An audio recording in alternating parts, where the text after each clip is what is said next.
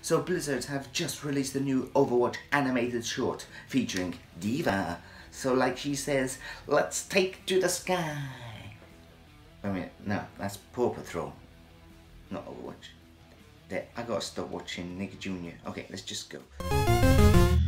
Hello YouTube, Ash here and welcome to today's episode of Special Talks. On today's episode I will be ranking the Overwatch animated shorts, seeing as a new one is out, so I thought let's rank them. So for anyone who doesn't know what Overwatch is a first person shooting game. However, it's not like Call of Duty, it's different because every character has their different abilities, different guns, and they all have special powers. It was created by Blizzard, who did World of Warcraft. They really put a lot of effort into their cutscenes, and so to help promote Overwatch they started doing mini shorts, sort of like the mini Pixar movie before the main movie. So far there's been 9 and I thought I would rank them. So first off, this is my opinion, they might not be the same as your opinion, so let's get into it. Number 9, The Last Bastion. So this is at number 9 because I really consider this short to be way below all the other shorts. The other shorts I would give them between 4, 4.5 and 5 out of 5. This one would probably be a 2.5.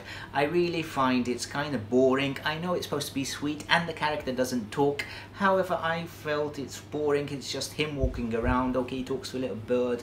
He remembers the war. But I really did not get any emotions out of it and I just didn't like it. Not one that I really want to enjoy watching at all. Number 8, Infiltration. Now Infiltration, which has Sombra in it, it has Widowmaker and it has Reaper, is quite a good one. You know, there's lots of action in it. I also like the twist at the end where Sombra double crosses Reaper and Widowmaker. But yeah, you know, as I said, they're all really good and it has some good scenes, it has some humor like the shutting of the gate. But it's not as good as the other ones in my opinion, but it's still good. All of these are really good except Bastion. Number 7, Recall. So Recall stars Winston and features Reaper again, and it's basically Winston just playing around in his lab, he's building things, he's seeing the news and he's feeling depressed and he wants to recall Overwatch because as we know Overwatch have become illegal. He's thinking about, you know, bringing the team back because there's all this Omninox menace again. Then Reaper breaks into the lab and attempts to steal the location of all the Overwatch agents. Now it's up to Winston to stop him getting that info. So this was actually the first Overwatch short and it is fun. I actually do like the fight between Reaper and Winston. I like Winston's backstory even though it's not really that flushed out. You know, it's quite fun. The best bit is when he actually presses recall and we see all the agents pop up and even Tracer gives him a call. It's like, yeah, they're back. And it's really gets you pumped for the game.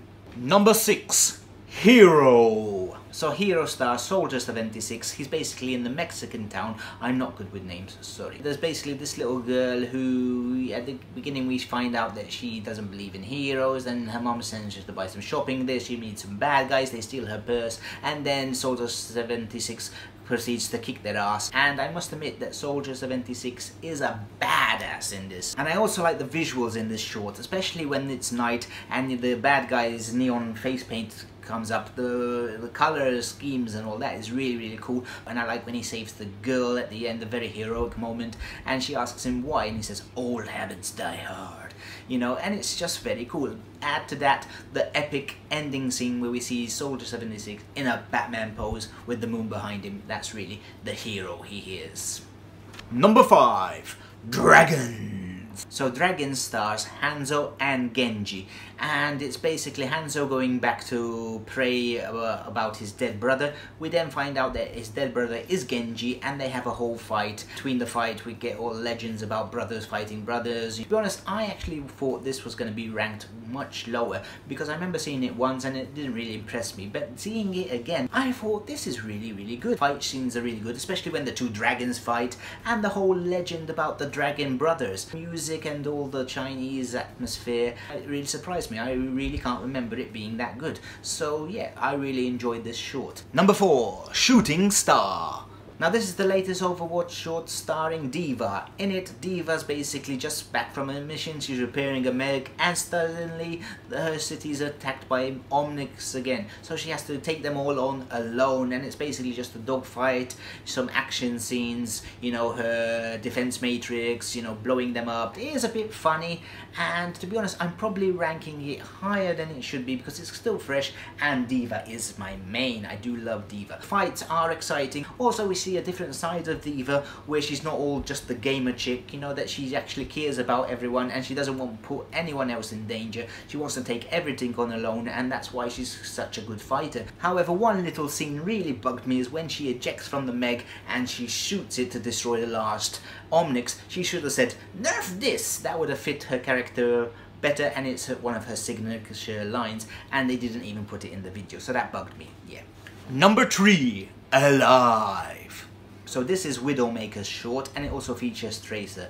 In it, Widowmaker's going to London to do a hit on the head Omnics guy, and Tracer realizes it and she has to try and stop Widowmaker. This short is full of tension as we get to see, will she kill him, won't she kill him, will Tracer stop her, will she, won't stop her. The fight between Widow and Tracer is really good, jumping from roof to building to building.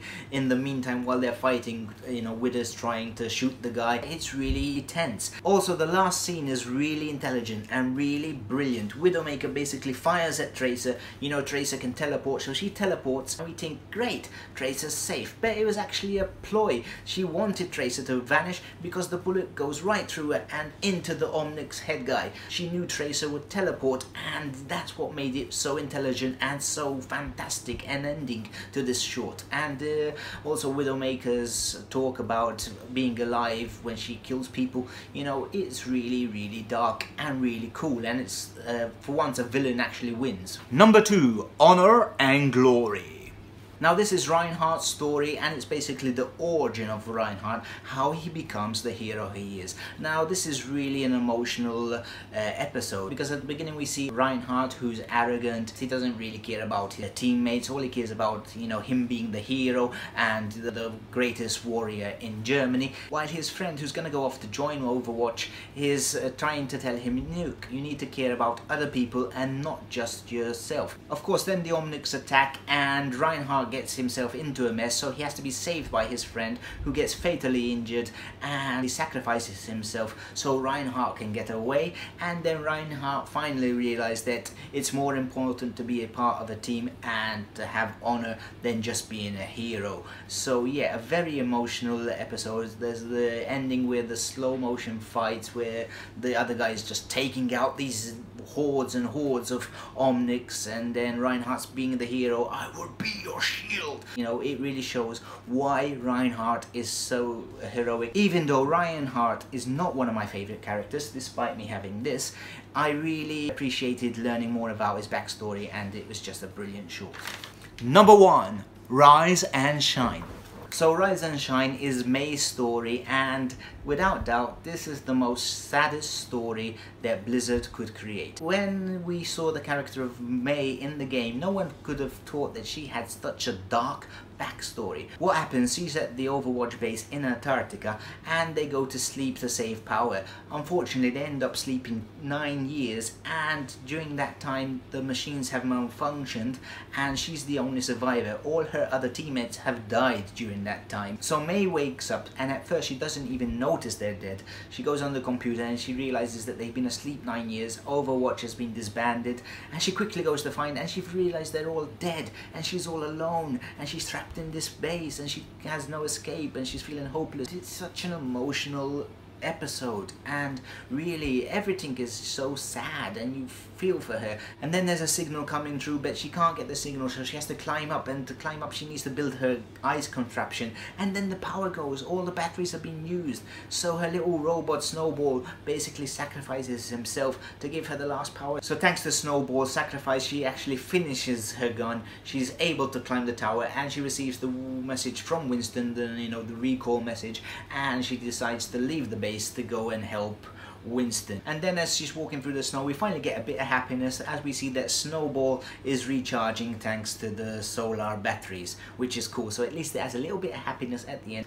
Yeah, it's one of the most emotional episodes, and that's why it's my number one. I think it's without doubt the best storyline and best character arc that Blizzards have made. So those are my rankings, and that's it for today. If you like this video, please hit that like button and let me know in the comments. Do you agree with my rankings, or would you rank them differently? Let me know and let's talk about it.